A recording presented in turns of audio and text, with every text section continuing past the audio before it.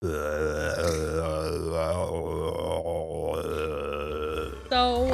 funny.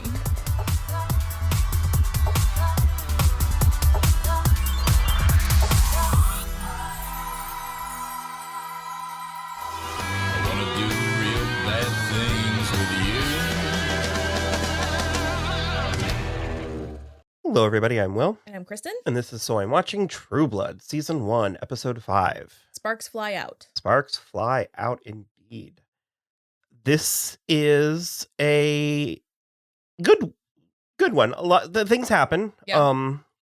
Interesting, good, bad. A lot of stuff happens. We continue sort of getting to know the other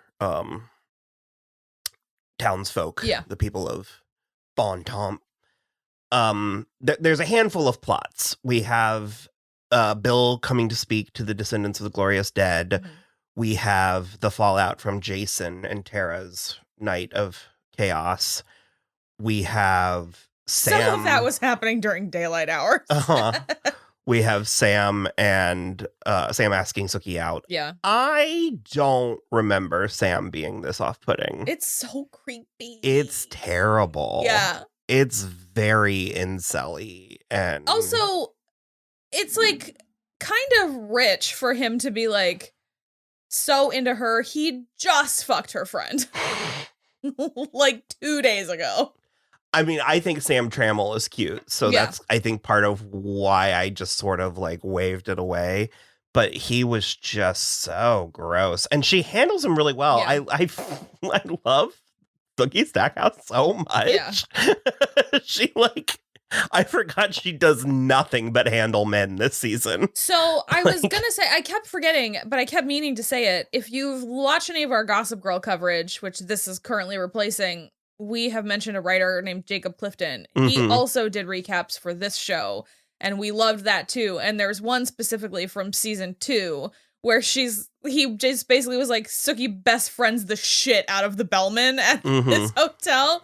And it's like that kind of stuff, like that kind of Sookie is the best Sookie, when she is like just absolutely handling herself. She's really such a fully formed character. Yeah. And again, it's like, considering how fondly I remember so much of this show and so many of these characters, they're very interestingly interspersed and used.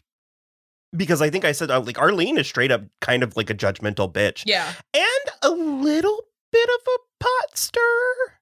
Did she need to tell Lafayette what they said? He made her. What did they say? He said the burger. What did they say, Arlene? He said the burger might have AIDS.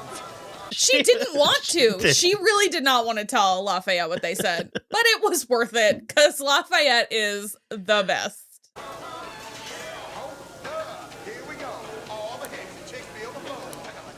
Oh, fudge. It's iconic. It's super iconic. It's one of the best scenes of the show, and Nelson Ellis's performance. Excuse me. Who ordered the hamburger with AIDS? Oh my God. It's these 3 yokels. They have to be recurring. I think they are recurring, because they are the ones that were in the church with the garlic press. So for stupid. Bill. Chance of subsequent infection is high. Fucker. They basically don't like Lafayette, I guess. Which at this point, like, believe me, I get the south of it all. Yeah. But it's like, don't go to Merlotte's. Oh, bitch, you come in my house, you gonna eat my food the way I fucking make it. Do you understand me? Like, what? How do they think they're winning this? Well, I don't know. There is another cook in the back that maybe switches off, but I'm like trying to apply logic to this scenario, and there really isn't any. And then further to that, it's like, who are these 3 people? Because they're clearly not like the popular dudes in town, or we'd be following them. It's Jason and Hoyt and Renee and Lafayette are like the big men. Even Lafayette earlier in this episode says he was all parish in high school baseball. So it's like, if Jason, Hoyt, and Renee are like fine with Lafayette and his sexuality, who are these assholes? Well, because Jason is firmly Team Lafayette in this scenario. After this, yeah.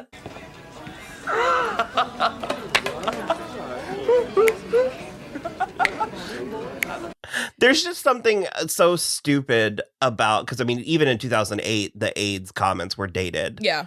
But there's something about how bluntly, how matter-of-factly he's like, Well, all you gotta do is say, hold the AIDS. Here. Eat it. It's so funny. I don't think that would happen now on TV.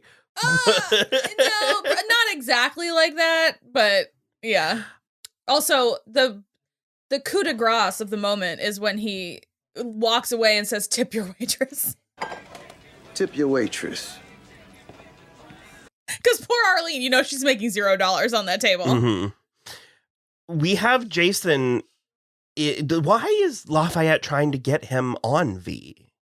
Because Tara like storms in and gives him what for? Well, I mean, I don't know why he's trying to like make him do it, but I think it's mostly just an educational thing because he also doesn't need Jason running around telling people the sins of taking V. So if he's like, if I show you how to do it right, you'll at least maybe keep your mouth shut. I was like, I mean, I know Lafayette is an dealer, opportunist, yeah.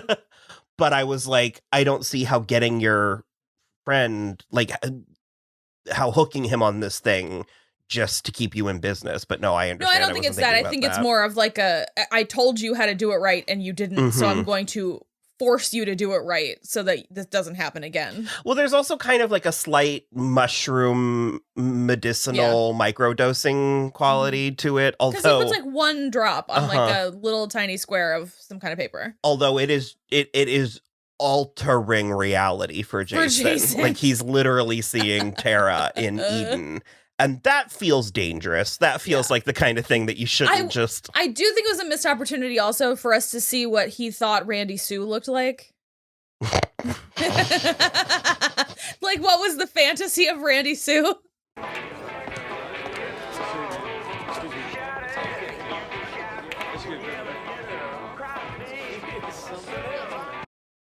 That actress earned that paycheck. Really oh my God. From the moment she steps on screen, you're like, this is something. Because you were like, oh, right. Isn't she like a thing? And I don't think she comes back. I don't think she like comes back, but I feel like she might be in like the next episode also. That scene of them banging in the alley. Yeah. I mean, they're it's not even an alley. No, it's by itself. It's just like by the side of the building, like by the trash. And it's not even kind of like a weird sort of like is it called something when people like to have sex in public? Oh, exhibitionism. There you go. Yeah. It's not like a weird voyeuristic / exhibitionistic like kind of like quickie. They're like making a scene. Well, and like, also even in addition to that, it's not like a covert up against the wall. Like, she had to, on purpose, get down on her hands and knees. And she like, I mean, it's like, her hair, it's everywhere. Screaming infidelity. It's like... And then Tara dumps garbage on them. Yeah. And to which she goes, nobody fucks with my hair. But then he starts piling more garbage on top. He's like picking up the garbage that didn't land on Randy Sue and putting it on her and rubbing it all around.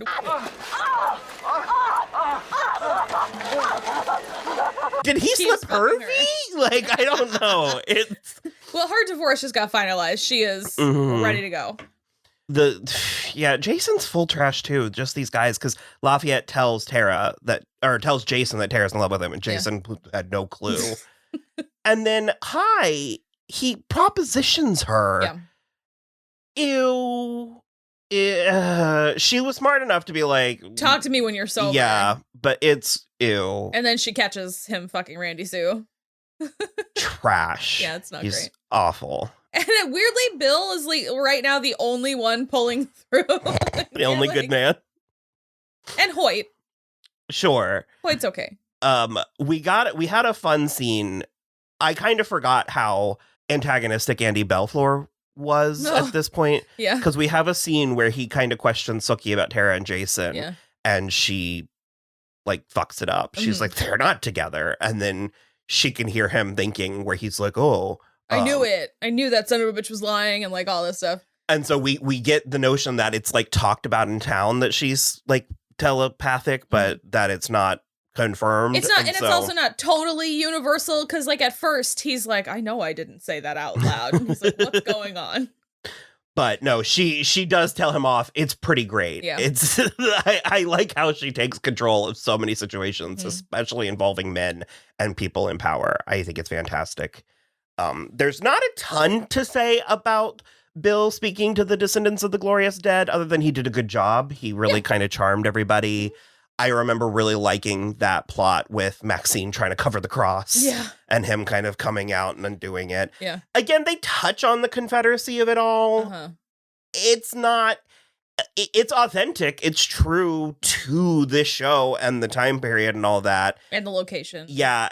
So it's just sort of this like, I feel a duty to acknowledge it or talk about it, but the show doesn't, at least not at this point, isn't really doing anything with it. Well, so it's Tara got a really good face at the Confederate flag. Yeah, they like acknowledge this divide, but it's mostly just sort of there. Yeah, I think if the show were on now, it would be saying it would be a lot more about that. I also want to know, I mean, this is the point where it is just fantasy, but I'm like, how good is a vampire's memory? Because I feel like I would forget. Remembering details from long swaths of time. I would forget a lot. Also, if I know one thing about army dudes, is that they never call each other by their actual names. They all have nicknames. I don't know. It's also, there's so many things happen sooner than I thought, because I don't remember meeting Lorena now. I don't remember meeting Terry Belfleur now. So I remember Terry. He was funny. He's so shell-shocked. I don't think we get Lorena again until season 2. Maybe not, because she's like in season 2. I don't know. She's another one of the ones that I remember really not liking, and I was very curious to revisit it and see if and how my thoughts and opinions changed. Yeah. And because I actually like this introduction of her a lot. Okay, that's a take. I don't think it makes any sense. What about it? What is she doing? What do you mean? So she's just a vampire living in the woods, and she's seducing men and then killing them? Well, she wants a partner. She wants she wants someone. Okay. Like a partner. And so she is like kind of testing the men, essentially. And when they try to get physical with her, she just kills them. But because Bill... But she's talking about how they exposed their savage nature. And I'm like, but you're initiating it. That's not savagery. I think she initiated with Bill because I think she could sense that he was good. Okay, then that was never clear to me. I was like, so they're taking your bait, and you're like, it wasn't clear to me, and I guess it's the part... it could also be like, if she is specifically tempting them, and she is trying to find a good man who will not give in to the temptation, and the rest of them gave in to the temptation. Yeah, but that sounds like a real drip for a vampire partner. Yeah, Bill sucks. but she wants it though. She had engineered a. I didn't say it was foolproof. I said I like this introduction. I said I didn't get it. It didn't. I remember it didn't make sense to me then, and it kind of didn't make sense to me now. I was like, and I have to remember that that's where ultimately, as many elements of this show goes into like a drama or prestige nature, it is a soap opera about vampires. Yeah. Because the scene where he's like looking at his family and she's like, "You're mine now." I'm like, who is he to you? You have no concept of what it's really very... Well, it's also like she somehow gaslights him into thinking that he can't even like go and say goodbye or anything. And it's just like, they're on, because she's like, "You're never allowed back inside that house." And I'm like, they're on the front porch. They are outside. It was really, it's dropped into this episode with a thud. Mm-hmm. And because the like toaster reminded him of it. Precisely. And so I'm like, so why did he wait until this time in space, in history, to be like, like, and I mean, I understand that. Yeah, like, presumably that toaster's been sitting there for 160 years. And I mean, I know he wasn't in this house. He came back to it. And I understand that he spoke to the Descendants of the Glorious Dead. So it's brought like raising up. The issue, But I don't know. There's something about it that was a step too far for me. And I agree that I cannot remember the name of the actress. I think her performance was fine. Although I also don't think I don't think her look. I don't think she not 100%. She gives Civil War widow. Her name is Mariana Claveno. Mm-hmm. Yeah, I agree with you. She does not look totally right for like 1865 like woman, and she also weirdly she doesn't suit 2008 when. No, I think she's way better at 2008. I think my issue is in order. Okay, she looks more appropriate in 2008, but then the way that she then plays the character of Lorena is somehow even more unhinged. Is what it gives to me, honestly, and this is a real medium take, but it gives like bad Juliette Landau knockoff. Of course, yes. Like, I don't know. The only character in this show that lives up to their Buffy counterpart is Eric. Mm-hmm. That's it. He's the only one. I mean, I think Bill lives up to his angel. Well, sure. Or was it Sam you were saying? I don't remember. No, Bill is Angel. Sam is Xander. Sam is hard Xander. I don't know. I'm sorry. Sam is definitely Xander. I'm trying to think anybody else. And then I feel like, I don't know, Lafayette is Anya. Or like Lafayette and Arlene are Anya. Regardless, I think the reason that scene doesn't work for me, it works in the context of this episode, but from a logistical standpoint, is because we're in Bill's perspective. I think in order to make that scene work, we needed to be in Lorena's perspective. Interesting. Okay. Because it's sort of, we're like Bill, where we're like, huh? Yeah, what the fuck is happening? Also, if I'm remembering correctly, I don't know that we ever find out how Lorena got made. I can't remember. And we just didn't like her, so. Yeah, we like do find out how other people got made, like Pam and Eric, and so it's interesting. So, yeah, so it is in play. It is on, Lorena is on the board, and if this scene is any indication, I anticipate having similar feelings to how I felt the first. In a general sense, I'm feeling the same way about a lot of this stuff. I can just articulate it or put my finger on it. Although, again, we've said this in almost every episode, with the exception of really sort of the first episode, her introduction to the first episode, I am finding Taro a lot more interesting and a lot more sympathetic. And or sympathy isn't the thing, but I'm relating to her more this go around. She just had a tornado quality that I think I was kind of like, okay. Because that's a really tough angle to put on like your secondary female protagonist right out of the gate. It's to like in a way that's like it's just very off-putting right away. And then the fact that they softened her so much again right away. Well, and I was gonna say it's not like Sookie doesn't storm in and out of scenes. Course, yeah. So of course, yeah. We had another just fantastic. I almost said fantabulous. Fantastic performance from Lois Smith. Say what your heart wants you to say. You're like, would that you had. Yeah, fantabulous indeed. Performance from Lois Smith. She's taken too soon. Because spoiler alert. Well, she's dead. Yeah. Rip Adele Stackhouse in this episode. So I had a theory. Well, it suits this story. It suits the storyline of season 1 as a show. That should have, like, as a series as a whole, that needed to be season 2 or season 3 when we lose her, I think. Maybe season 2. I think we needed a full season with her. And I think, because I would have loved to see Gran meet Eric. Oh my God. Same. Hard same. I think she might not have been so enamored with him because she's very into the Civil War. But she was a excellent judge of character. Not Gran. I'll see you later. He seems nice. And she was this weird voice of context, like voice of reason. Fair. That's fair. And so I would have loved for her to have been able to meet Eric and Pam in a way that, because I imagine. Could you imagine her and Pam like drinking gin and tonic? I think she would have loved. That would have been. You're totally right. And so for me, it's like it suits this narrative because it is the kind of death of innocence that Sookie needs to finish out the back half of the season. But like I said, when you're looking at the series as a whole, which the returns are fluctuating. Yeah. It's also book accurate. So I think it should be. Is it? Yeah. I don't know. Then because obviously mild spoilers, we get more magic. I think that there could have been a way to keep her like around engaged somehow. Like maybe not a series regular, but keep her an element. I don't know. Just It feels premature, although sometimes, I mean, she is technically leave them wanting more. She is technically in most of the rest of the season, but it's all flashbacks. So, but yeah, and I think I don't know. For me, it kind of. I agree with you. I think she could have stayed, but to me, it also suits the what is happening.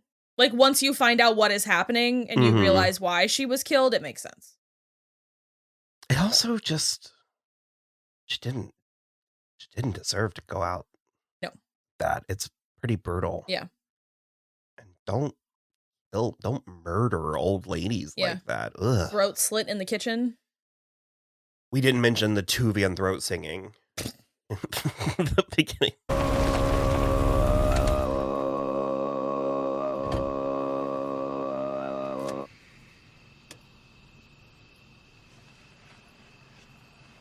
Because I had forgotten, but you... I remember when we were watching this live 14 years ago, and it's you think it's score. It opens with this throat singing, and you just start thinking it's score, and then Bill pulls up to Sookie's house, stops the car, and turns the radio off. They've been listening to Tuvian throat singing for over an hour in the drive to Shreveport, Shreveport.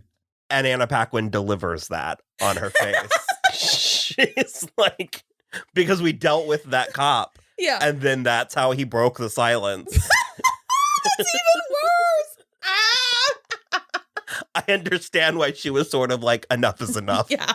Get you and the horse you rode in on. It comes up again, doesn't it? Like, doesn't he kind of weirdly? Singing? Yeah, I think Maybe. I think it's weirdly therapeutic for him or something. That sounds right. I forget or maybe I remember them talking about it again because you had to. That's why I know what it is. You had to explain to me it was a thing. Yeah. Because it's like you thought it was just a joke, didn't you? I don't remember. It's just like world music, global international music, but it's like because it reminds me a lot of the NPR jokes on Parks and Rec. Where it's like jazz plus jazz equals jazz and the like Nefertiti's fjord. Well, and it's like they mentioned it or they touched on it in the Simpsons movie, which I saw, but it didn't resonate with me there. And I remember you being like, it's what Tress MacNeille is doing in the Simpsons movie with the Okay. Tress MacNeille is doing a joke. You have to train for that. Thank you, boob lady. Yeah.